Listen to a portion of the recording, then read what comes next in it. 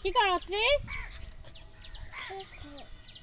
খেলছো কি? কি বল না মাটি মাটি ফেলো ফেলো এটা মাটি কোথা থেকে নিচ্ছ মাটি কি করতে এসো পুকুর পাড়ে স্নান করবে না হাপুসি দিবা না হাপুসি দিবা আত্তি চলো হাপুসি দেই পুকুরে হাপুসি দেই চলো